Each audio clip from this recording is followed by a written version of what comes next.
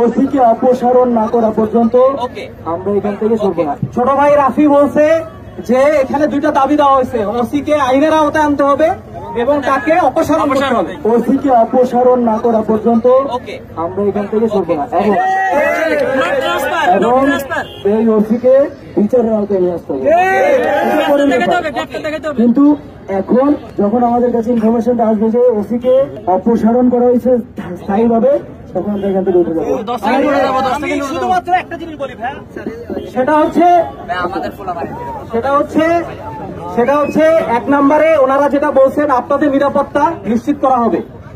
ছোট ভাই রাফি বলছে যে এখানে দুইটা দাবি দেওয়া হয়েছে, ওসিকে আইনের আওতায় আনতে হবে এবং তাকে অপসারণ করতে হবে।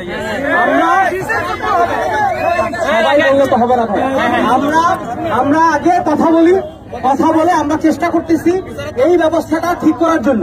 আমরাও বলছি যে এর আগে আপনারা এখানে আছেন, থাকেন, কোনো অসুবিধা নাই, আগে আমরা এই ব্যবস্থাটা করে নেই।